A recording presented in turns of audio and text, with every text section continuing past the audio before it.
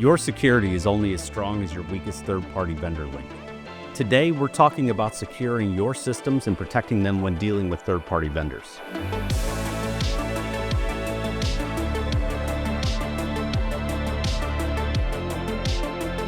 So Aftab, what comes to mind for you when you think about third-party risk management?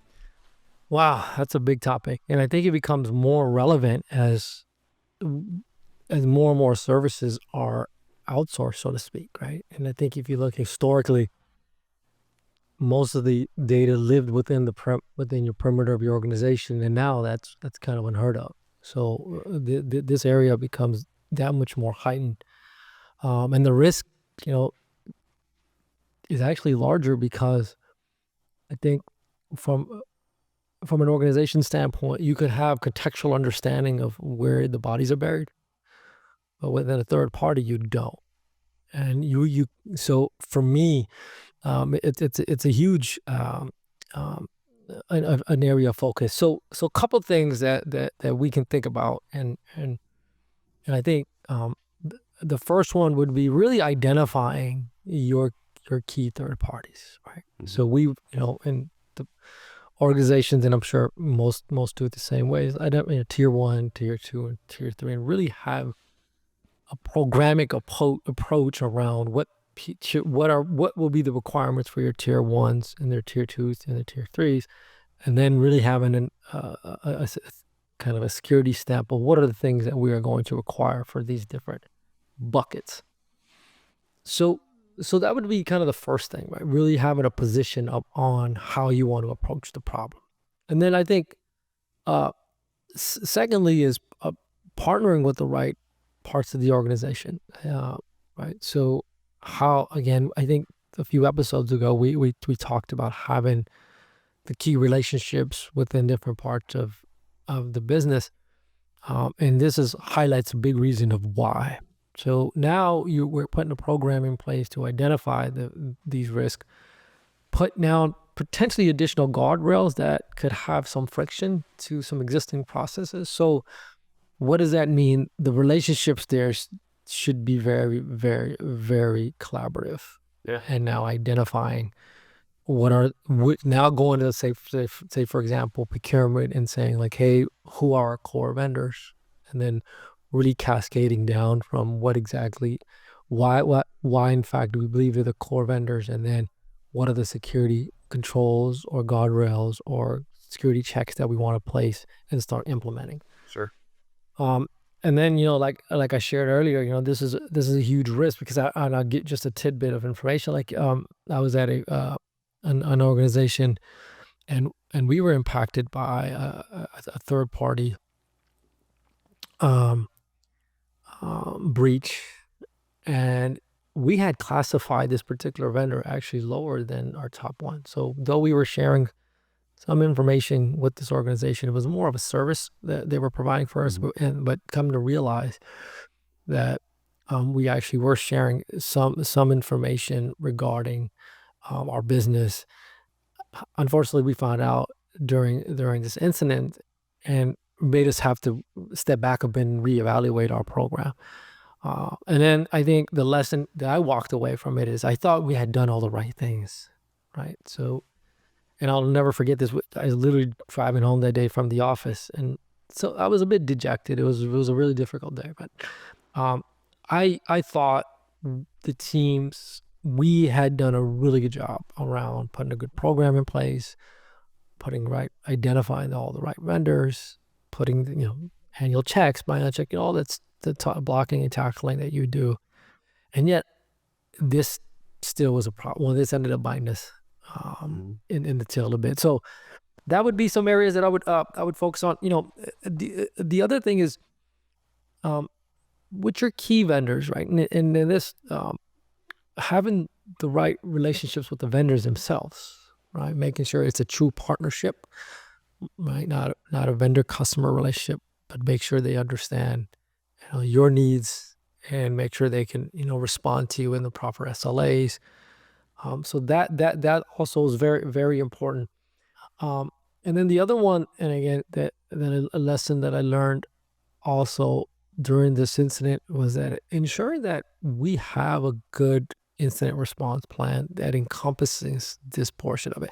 Not, okay, if there's a breach or if there's an incident and we need to go out and do some collection investigation, that the vendor, that we know that we have the right contacts, but going through an exercise with them, right? I can't tell you during this one example where it took us days to get to the right person. It took us more time to engage the right leadership on their end. And then we had to go through a whole host of, legal stuff to then be even given access to some intimate data on their end. So that was actually an eye opener too. So it's not about just the exposure and obviously having a good program in place, but really building some muscle memory around how the teams interact in case of an event. Sure. So these would be some of the things that initially I think about. And then I think the last one, and just a personal story, is that I remember I was at an organization and a competitor of ours was actually breached by, and this was 10 years ago, some time ago. A competitor of ours was actually breached, and come to find out it was a third-party service contractor. And you kind of comb through the information that was revealed at the time, and the other portion of it that I learned a very big lesson around was that the identity that the identity that was provided to this third party to do the work that they did was never controlled, so to speak. So I don't think there was any negligence in terms. It was kind of an overthought. So again, there's some nuances around that portion of it as well. But these would be some of the areas that I personally feel passionate about, that I think are really important, particularly in this space. Yeah, no, it's third parties is just another asset in a lot of cases, right? Yeah, And we talked a little bit earlier about the fact that if you don't have visibility, you have no ability to control or put controls around it or really even assess risk.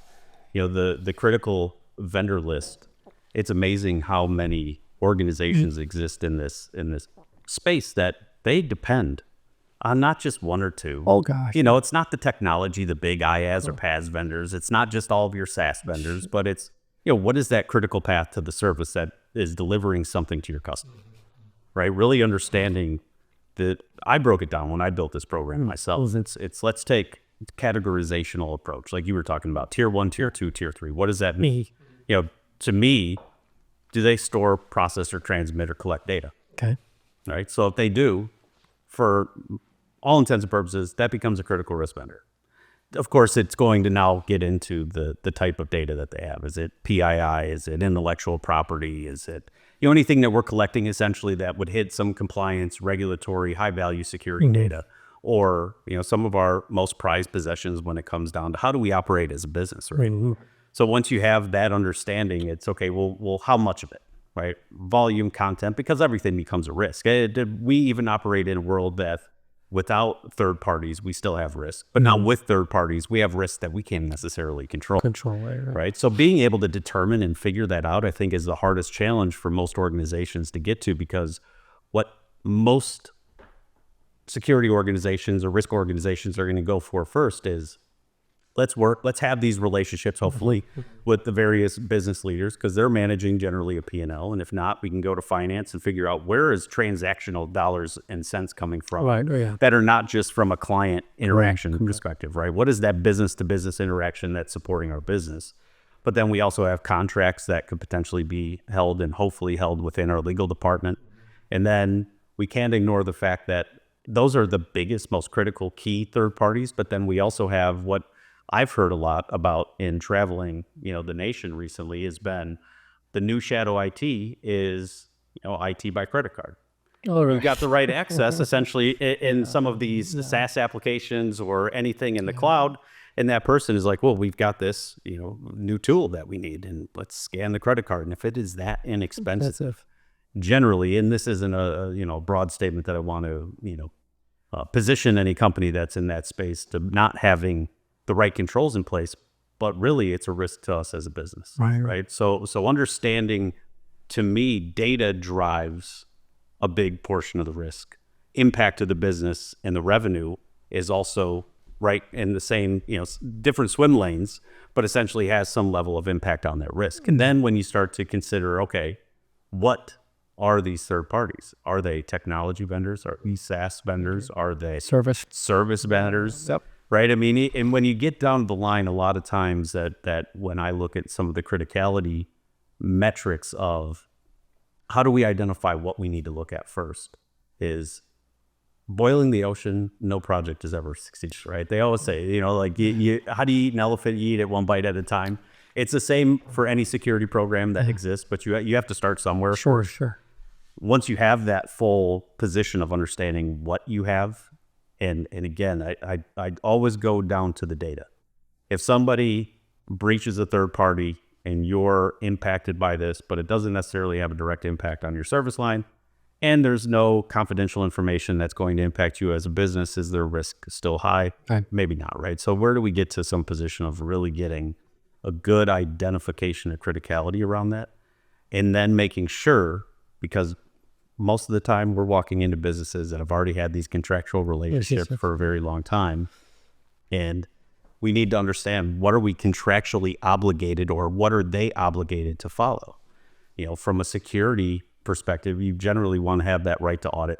Right. You also want to be able to exercise that right to audit, but then there's some agreed upon procedures or how safe handling is going to occur around the data that you're exchanging. And it just becomes a very significant volume of getting to going under the covers and really digging into what's their security program, because as we've talked about in a few episodes now, that it comes in so many different shapes and sizes, maturity layers that are in place. What are the controls in place? And at the end of the day, it's got to meet some business objective and get to a position of some controllable or manageable or acceptable level of risk, and to be able to continue down that space. So I just think really about the third-party risk management landscape comes in different volumes, comes in different strengths of risk, and comes inherently, generally with that cooperation that we have. But monitoring it now, when we talk about things like staff size, and we talk about things like the intelligence or the talent gap that exists within the employee space, if we're going, do we have even the capability of sending somebody on site to do any of this validation work? I was gonna actually just bring that up, because the operational overhead of this is daunting as well, right? Because when you think about it, okay, let's, the program, the one program where I felt like I thought we did a really good job, and then it ended up still being deficient to some extent. There was a ton of operational pieces that were in place. Doing our audit for a vendor or tier one vendor biannually, in some cases we were doing even more, more frequent than that. It's not easy. And there's some tools that we ultimately leverage, and some services that we thought did a relatively decent job, but still you need folks to then, again, manage, make sure that it's actually functioning. And then, God forbid, if there's any deficiencies, right, what do you do then? Right. And how do you close the loop on that? Who's going to track it? And then going back to the conversation about legal, like what legal routes do we have to the capability correct to do anything? Correct. Right, like, right. okay, well, we found A, B, and C. Great. SLA is 2 years, go away, kind of thing. And I've been in scenarios where, okay, we know there's a deficiency. The organizations has all of the compliance and certifications, but yet both of us agree that, oh yeah, this is a risk that potentially could be exploited or affect your data, but it's not a priority for us. Then what do you do? So the operational component of it, on top of everything that you highlighted, is actually, I think, just as vast and just as important to think that through. And I hate to say this, maybe finding a partner to then support that is something that we considered, and we've to some degree of success, right, as well. But it's a huge vector, and particularly around, you feel comfortable with what you know, and you feel even more uncomfortable about what you don't know. And in this instance, paper security in terms of the compliance and trust centers and stuff is one thing. But like you said, when you start looking under the covers, it can share a very different story. right. Have you had, and I loved, have you had any of, so we do all of this work, and say we get to some outcome of, okay, we believe vendor X is deficient, has been deficient for a period of time. Therefore, we want to maybe move to another another vendor, i.e. another service provider. Has that ever been successful for you from a security lens perspective? It goes back to the fact that we are identifiers of risk. We understand the security ecosystem. We understand what we need to do as an organization to uphold that risk appetite and that risk tolerance. And hopefully that's in place for, any of the organizations, for our listeners that they're, working within or understanding. I have had those scenarios that have existed where I could go back and say, we continue to find these distinct faults. Correct.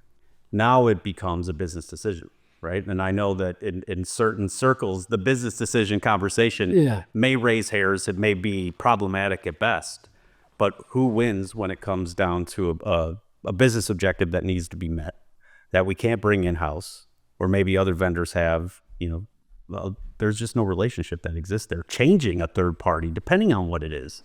This is where we're painting this picture with this very wide brush stroke right now, which is, hard to narrow down. But when it gets into that scenario, it really comes down to, okay, the business that is owning this, whether it's at the very high level or a sub business or just a group under any of our operational teams, really need to understand what is the impact that this would have, reputationally, of course. What is the financial impact? What's the impact on our customer base of whatever the end result of this product is going to become? And you can make strong suggestions. You follow your risk framework, right? You hopefully have risk committees and things that are going to help and bolster you in your approach. But it has to really come down to balancing, that essential cost to benefit. And that's meeting some objective. I always go back to, you need to understand what data is being shared. Is every data breach that's out there, it's in the name, right? It's all about data and exactly what is being transacted and shared between these orgs. And it could be small or large, right? I've even heard recently, when you get into some of the smaller spaces, especially with AI right now, being at the line that it's at, is our data that we may be sharing with third parties could be training models. Yes. Right? Have we agreed upon some of these things, right? This is contractually, when this relationship was built, AI may not have even been considered at any point in time. So it's such a wide position, and to your point, we've got an identity that was left online probably after the contract ended. And next thing you know, it's being exposed or exploited. That story is played over quite a bit of times in any of the breach reports that you see or you read. You end up with scenarios that, for instance, you didn't understand the impact because maybe we didn't look at the financial downstream. All of a sudden, that's the weakest link. And even though we're paying them some small amount, if they break down, the financial and reputational impact is pretty significant. Right? I've certainly seen instances like that in my past where, next thing you know, you find out that something that you thought was minimal and replaceable and could experience some amount of downtime based on the conversations that we're having with the business owners themselves turn into be multi-millions of dollars of impact to the end customer. So, it's to get to that position, to not get, to turn this into something that's not an impossible function to solve for. Right? It really has to be working with the business owners, understanding legally what we have contracted with third parties. That's important. And you've got to start somewhere. And if we get into that, that next layer of what are the integrations that we have with third parties, with SaaS applications, and being able to surface that, there are tool sets that absolutely will pull that out as well. We just have to have visibility. Without visibility, we're missing something, and we have no way to control it. But the point I was trying to that I wanted to highlight was being able to use it as a mechanism to pull back potentially a contract or potentially a relationship, right? Because it's one thing to say, okay, we're doing all the right things to identify the risk, but yet if contractually you can't do anything, then the only thing you have left is to just hope and pray that they remediate it. But yet to use that as a driving force to say, these are the relationships that pose threats. Business, we can't force you to do anything, but I highly recommend that you do it. And then them saying, let's assume that they say yes, then them still being able to go, okay, given some technical challenges we overcome or some integration that we need to fix out. Can we even get out of this contract? Is that even feasible, possible? So that's the portion of the program that I think should also be highlighted and should also be something that should be considered at the front of it. Because to your point, you walk in and something's already signed. There's not much that you can do. Right. But that operational portion of like, okay, let's put some teeth behind this, I think is also something that is an area that organizations, and I think particularly CISOs, should also consider and push for. Because at the end of the day, when something goes awry, you're the one who's going to be asked about it, i.e. it's going to fall under your teams, i.e. you're the ones who's going to have to chase this particular vendor down. And the more things you put in place to limit or give yourself a surviving chance of doing a relatively good job, the better. And this is an area that I wish I would have been more mindful of, because there wasn't much teeth behind the programs that I've been around. Sure. A lot of work involved. And I think, we did a relatively good job, but when push came to shove, there wasn't any. Even if I were to say, organization, our recommendation for security is we need to sever this relationship. Nothing was going to happen. Right. Yeah. And that's key to the relationship. Yeah. This is where some level of risk that's not acceptable, you do have to have leadership support, and there has to be alternatives, and it can't be a swift cut all the times, because even a lot of the third parties that have been breached, that relationship has to continue, because it's a service that is going to consumers, to your business, to your partners, whatever the case may be. It comes in so many different shapes and sizes. I mean, this is an extremely large topic. It is, yeah. Extremely large topic. But, I when it gets into that element of, you pointed out, incident response. How do we test incident response with the third party? So muscle memory around there, right? But even then, think about the sheer volume of being able to test that and what that looks like in that hub and spoke model. Okay. It's hub and spoke across the board. So like all of a sudden it's not just your third parties, but also looking at what your third parties are, because there may be some cases where that downstream, that data is going even deeper than beyond that next step. And this becomes, one of the most critical aspects that I think, we talk about technology and how we're going to solve the full stack, right? Or defense in depth. And we've got a variety of commodities down to specialized products, down to the processes and procedures and everything, and how we're utilizing them. But when it comes into the third party landscape, and how are we assessing risk, and how are we now able to, from a volume base, really put our hands everywhere that they need to be to make sure that they're operating as we would anticipate, there is a lot of, I would say, agreement that has to happen, at the very least, in the unknown and uncertain, and having some of the insurance as well as the contractual background I see what you're saying. I see what you're to support it, because otherwise it's just, you would basically be in a never-ending loop of third-party risk management, which there are plenty of organizations have an arm that is just third-party risk management. Correct. But volume has to be really taken into the context there. Yeah. That's actually a good point. I think, more thinking it through more clearly, I think, the insurance portion of it, which I mentioned, I never really attached the two. That's interesting. Okay. Right. Yeah. The incident response piece of it. Yeah. No, it's a challenge. My hats off to everyone that tries to solve this. I know that it's tried to be solved through technology, through partnerships, but this is an all hands on deck. It really goes back to, how do we have the security aware culture that exists, so that when people are contracting with another third party, there's awareness to say, we need to do some pre-review, we need to get legal involved, we need these specific contractual clauses. And of course, compliance and regulatory may drive that, but if you're not in a business that is driven by compliance and regulatory, what do you do? Yeah, you've got to have that culture that's going to support that, to make sure that that's it. Yeah. And the incident response muscle memory is important. I think from the operational standpoint, I think one example that I come across quite often is, there's some, I think we talked about this in one of the games earlier, in an earlier episode, but the 0 day. Hey, there's been a 0 day that's been identified. Which one of our vendors is exposed by this? That becomes a huge exercise. And so having tabletops run, something as simple as that. Are you affected? If so, can you certify that you're not? Because ultimately, and so that can cascade X degree further down. Right. But just going through those exercises, what if, we have a breach and we need to work with vendor X? Okay, vendor X, can you support A? What SLA?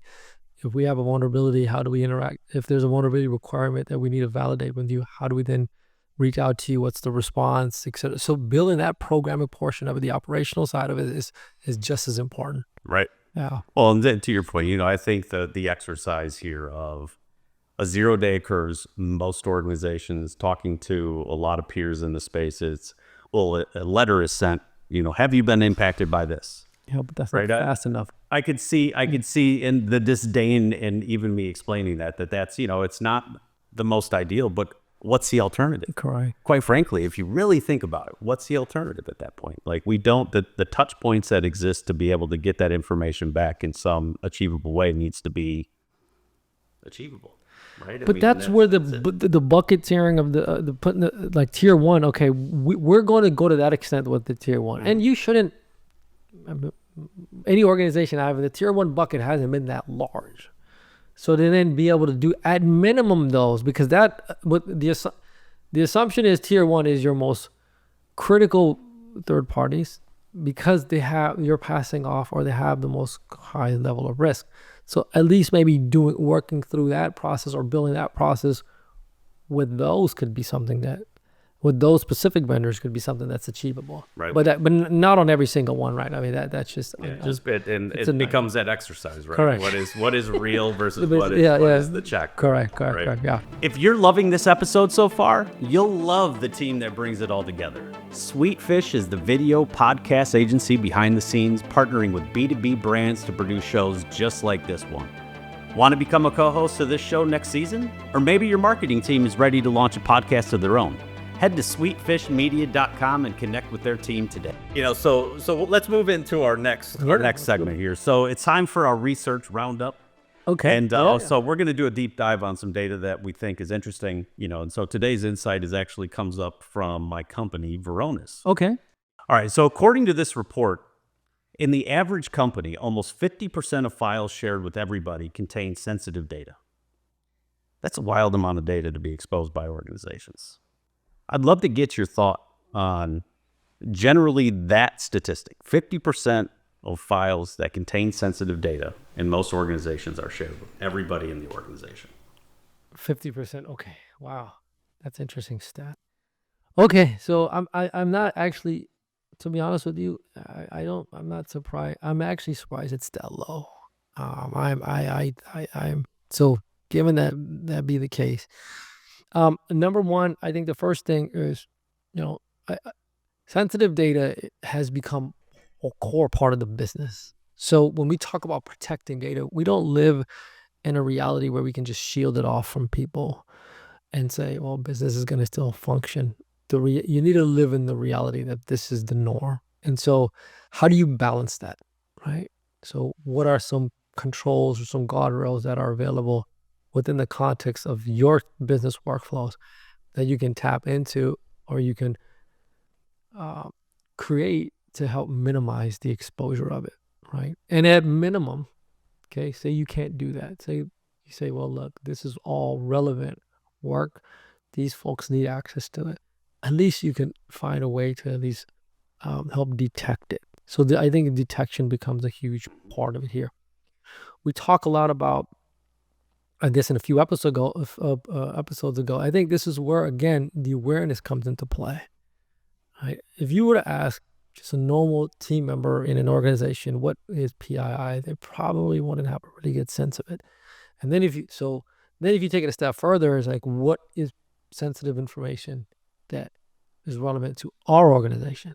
They probably, chances are, even a smaller percentage of people even know that. So the awareness piece is just as important, because now chances are you may not be able to limit who has access to this data, but yet you can make them aware just how careful to be with it. It's, I use an example. It's like if someone's walking and they're like, hey, I'm going to put a blindfold on you. You're walking and there's something really delicate in your hands. They'll probably be more mindful of how they're moving. But if you were to tell somebody put a blindfold on and just walk out and put something random in your hands, they may not be or they may not even care if it falls out. Point being is that if they know how sensitive this information is, and if that's something ingrained within that team or within that organization, and you have very little ability to control it, then the detection and the awareness becomes your only saving grace. Right. Outside of that, I mean, it's just, again, you hope that, you never find yourself in a situation where this is problematic, but 50%.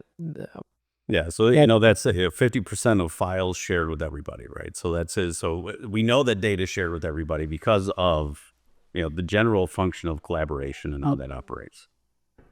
Of that data, 50% of it is sensitive. This becomes what I think is been in our taxonomy for a very long time, right? This principle of least privilege. And then we have the just in time and just enough access for any of the data that needs to take place. Now, achieving that, even though this has been in our taxonomy for a very long time, achieving it is very hard. I think back to, there was a point in time when I started my career that, there was a LAN, of course, but there was still a filing cabinet that had locks in it, and two people had control to that key. And then we ended up with a LAN, right? And we've got file servers, and there was some stage gate that was in between user and IT that basically was the change control. If I needed access, only domain administrators could give me access. Right. Now introduce collaborative data stores where I could share data with you and anybody. That's right. Share with the internet. Share with the internet. Right. Hopefully that's not on, but there might be use cases where that makes sense, right? If it's relevant. It just comes down to, if we are in a scenario now where the stage gate exists at the end user level, and to your point, the end user doesn't know what that data is or the importance of it, we've got massive issues. So the net that catches you, of course, becomes, how are we doing detection? Yeah. But then we talked about a few episodes ago, 277 days until we identify that an attack is underway. These in combination become a very significant issue. And it's unfair, of course, because, the company that I work for had this statistic, and I've given this a lot of thought, and it's been something in my information security career that I focused a ton on. It was all about data. There's a lot of different ways we have to look about operational impact and financial impact and reputational impact. But at the end of the day, when you're looking at how do we stop a data breach or limit a data breach, we need to know what data we're protecting. And how do we do that from the inside out versus the outside in? Because outside in has been traditionally what most organizations are focused on, because that has always been a way as brick and mortar companies have existed. We can build the fortress. But now, you work from home, occasionally. I assume sure. I work from home occasionally. Most of our listeners very likely work from home or can go work from a Starbucks or a hotel as we travel and things like that. And it becomes, data is accessible to so many people in so many places. And now all of a sudden we have this general overexposure. So how do we get to least privilege in a way that makes sense? And that becomes, in my mind, the only way that you can do it is with telemetry and automation. Yeah, because and there will always be cases where there are justifiable use cases for people to need access to this information. But yet the realities that you shared, working from home, working at a coffee shop, travel, et cetera, those are the norm. You can try, but you're not going to tell an organization to pull that back. So the only mechanism that you really have, even the detection, like as much as it sounds good, it's actually pretty difficult to do, right? You need a DLP system, then you need to catalog the data, then you need to define the use cases in which, what exactly we're triggering on, and then the SOPs, and then, so there's a whole downstream thing of just the detections. Now, the real key here is, I think, going back to the awareness of the users to be super, mindful of the data, the training, the understanding, and maybe training is not enough, right? But that's the only thing that I think realistically, if we're being completely honest, is the only way that you can help minimize this. It'll never go away, because there's always be someone who's, I think, overly who doesn't understand just the impact of the data that they have. But if you want to reduce that risk level, it's gonna have to start with the user. The detections and such can help, but it's gonna be the empowering of the users to make those right decisions at that right moment in time. Because I don't see a scenario today, or even moving forward, where the need to have for team members to have access to this sensitive data is going to magically disappear or limit. I think it's just going to continue to grow, and the way we work, the collaboration, all of the different partners that you may work with, or cross-functional teams, etc. How do you reel that back in? I don't think you can. I don't think you ever will. We have more technological capabilities today than we ever had before. User awareness is one piece, but think about in most context of what we deal with in all security domains, and what we have available. Manual efforts, we're beyond manual efforts being that effective. Sure. And when we think about anything with volume, we're talking about petabyte, exabyte scale is shared for a lot of organizations. To be able to go and identify what's important, what's sensitive, what's regulated, what's high value security data, given some opportunities to identify intellectual property and sentiment of data, these things are at our disposal.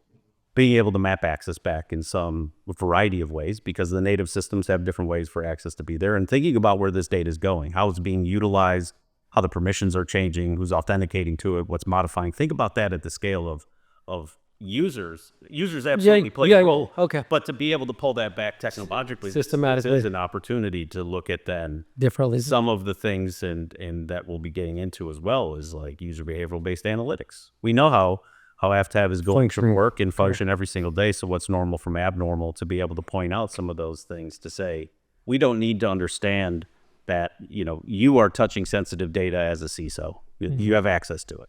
But now, or if you were an accountant, or if you were an HR, or whatever the case may be, this is your job and this is your role in life. But now all of a sudden, if you start doing it very different, from different places, different devices, using different identities, perhaps, these are some opportunities then that you could support that. So it's still a continuation of defense in depth of something that needs to take place. But this, going back to third-party risk management, Yeah. right? As we scale this all the way back, it's data is only if we know what data is going out the door, and we have control over what it is, and the context of minimization, right? The idea of I'm only sending you what you need versus sending you everything and then you just say what you want. right? But then being able to identify who can send that information. When it comes to the world of everyone and the global exposures that exist, this is where general problems come in, because you brought up the example of we didn't know that this vendor was potentially as important as they were. Correct. Did we have some idea of all of the data they add? So it is in the world of third party itself. I do always bring it back to criticality to the business and the data that they're maintaining, because then that gives you a much better sense on being able to control risk around it and put the controls around it and do the audits and the things that you need to do to really survive and surface this, because it's not just people to people or a transfer. I'm putting it on FTP. There's direct integrations and APIs and everything else that come into play, and you have to control it in some way. And the volume, the sheer volume, is just too much to put that back on just people. Okay, I see that, but my premise was really the fact that there's still a level of it that will go, meaning to legitimate. Legitimate. Yeah. Right. And just so even in the behavior scenario, that if I work a functional certain way, even if I'm still working within the normal baseline of my user behavior wouldn't be, I'm still putting some level of risk out there, right? And so that's where I think because I do fundamentally agree. I do agree with what you're saying in terms of there are ways to control it to some extent, and that gets you to point X, but there's still X to. There's always correct. Right? And then that I think so. Maybe we're saying the same thing, because from 0 to X, I think what you're highlighting makes sense. But from X to the finish line, you then still is where the cultural and the behavior portion of it is the only, I believe, Right. is the Because only. you're never going to. You can't look at all data as critical, because if it's all critical and it's all risk data, then nothing is critical and nothing's at risk, right? I mean, this is so yes. There's always going to be some risk. There is some ability to limit it, and there's also ways to limit it with your third parties. Third party, yeah. If you love seeing our bright, shiny faces on video or hearing our voices in your AirPods on a run, I'm pretty sure you'll want us in your inbox too. And you're in luck, because we also have a newsletter. Every other week, we cover the best research in the information security world and distill it into an actionable insight you can bring to your work. Just go to thecisocircle.com and sign up today.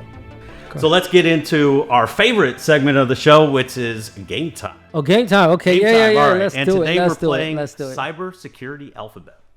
Cybersecurity. So we'll go through the alphabet, and for each letter, we'll have 5 seconds to name a cybersecurity term starting with that letter. So let's see how far we can get. Okay. All right. Are you Cool. ready? Yeah. All right. So I'll start with A, authentication. So A, B, botnet. All right. C, easy one, cryptography. D, DDoS attack. Ooh, DDoS attack. All right. What we got? D. We're going to E, encryption. I'm done. Okay. Come on. All right. F. My career started in this space on firewall. Oh, so, firewall. Yeah. So that, would you say, was a gateway into your career? A next generation gateway. Yeah. Firewall. Okay.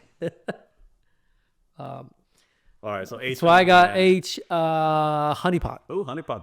That's one heck of a way back in sometimes still somewhat used today. Yeah. But I would say what a great way to catch some of those attackers. All right. So we've got I. I'm going to stay in the network zone and in IDS, so intrusion detection systems. Okay. So IJ. Java vulnerabilities. Though I think is that fair to say Java is just a language vulnerability? Yeah. Well, maybe it's a vulnerability not having enough Java, right? that could be part of it. All right. So let's go with vulnerability for K and do keylogger. Okay, that was a good one. Okay, so K, L, least privilege. Hey, we were just talking about that. Did you learn something? I did. For the first time in my life, I did. There you go. That's what we're trying to shoot for. All right, so we're going to go back a couple episodes for M and call it malware.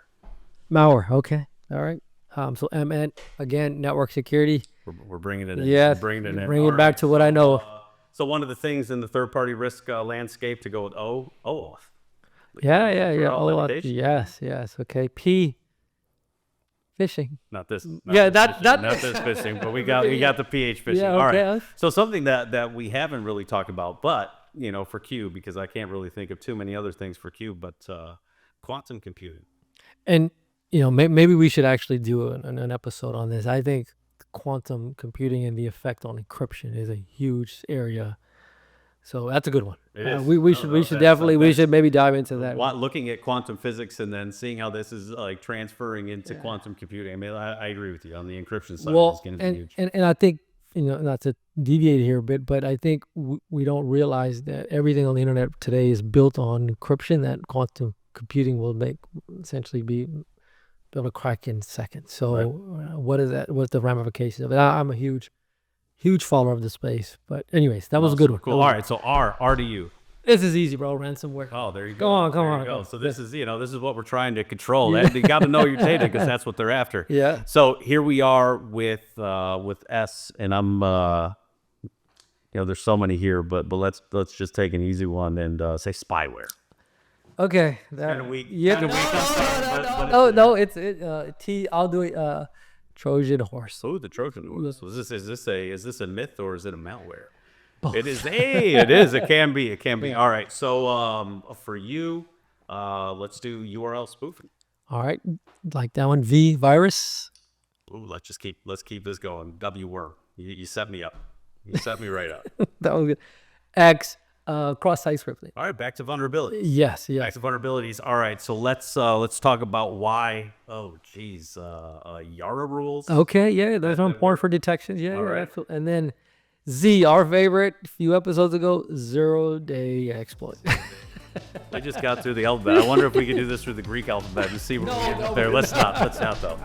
Well, I had a ton of fun with that. Before we close out today's episode, let me give you a sneak peek into what we've got coming up next. We'll be tackling one of the biggest challenges in cybersecurity, reducing dwell time. While EDR and XDR have already made huge strides, MDR might just be the game changer we've been waiting for. We're going to break down how these technologies work together and why MDR could make an even bigger impact in cutting down that critical dwell time. You're not going to want to miss this one. Remember, security fuels innovation, complexity is the enemy, and collaboration is the way. Until next time.